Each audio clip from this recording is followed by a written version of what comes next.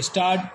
आदरणीय सभापति महोदय, हरिजनों पर अत्याचारों को रोकने के लिए कानून हो सकते हैं, परंतु इन अत्याचारों से यह स्पष्ट है कि एक तो उन कानूनों की बिल्कुल परवाह नहीं की जाती और दूसरे पुलिस एवं प्रशासन दोनों उन पर अमल करवाने के लिए बहुत सतर्क नहीं है। पुलिस के संबंध में तो यह आरोप लगाया गया है कि किन्हीं मामलों में पुलिस की मिलीभगत से अत्याचार हुए हैं। कुछ भी हो, यह बहुत चिंता की बात है और इसको रोकने के लिए तुरंत जोरदार कदम उठाए जाने की आवश्यकता है। यह सही है कि केवल कानूनों के चलते हरिजनों के साथ भेदभाव एवं अत्याचार को नहीं रोका जा सकता। उसके लिए समाज में एक आवश्यक चेतना पैदा करने की ज़रूरत है। लोग यह समझें कि हरिजनों के अंदर भी वही खून है जो उसके अंदर है। इसके साथ ही साथ राज्य सरकार यह भी करे कि जिन कारणों से यह अत्याचार होते हैं उन्हें हटाया जाए। इस सिलसिले में यह सुझाव भी कम विचारणीय नहीं है कि जिन क्षेत्रों में हरिजनों पर अत्याचार हों वहाँ के समस्त लोगों पर दंडात्मक कर लगाया जाए। इससे निश्चय ही अत्याचार करने वालों की हिम्मत टूटेगी और उन पर अंकुश भी लगेगा।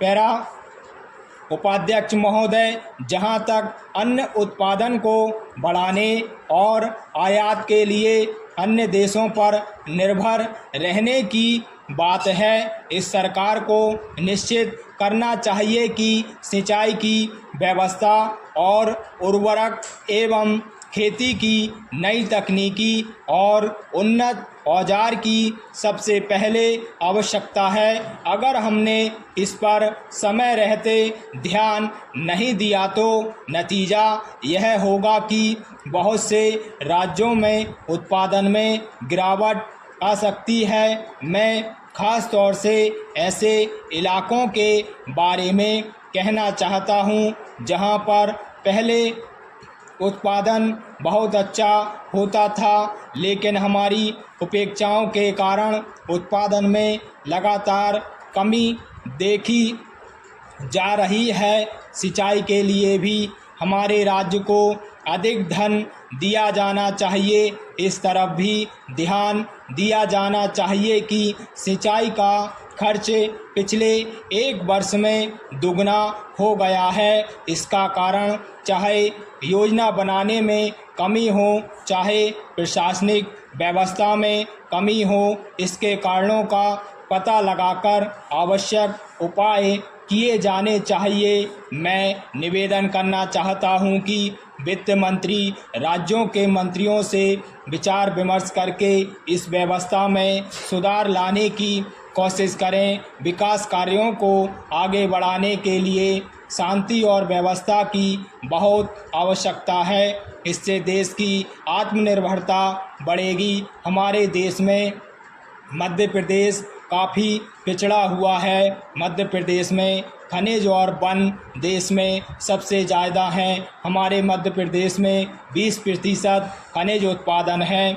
और 30% वन है। मैं वित्त मंत्री जी से निवेदन करना चाहता हूं कि हमारे प्रदेश में इस तरह के उद्योगों और कार्यों के लिए अधिक से अधिक धन की व्यवस्था की जाए। एक दृष्टि से मध्य प्रदेश सबसे आगे है, लेकिन फिर भी यह अन्य राज्यों की तुलना में पिछड़ा हुआ है। यहाँ से 1000 टन कोयला प्रतिदिन देश भर में जाता है। मैं निवेदन करूँगा कि कोयलों का अधिक से अधिक उपयोग हो।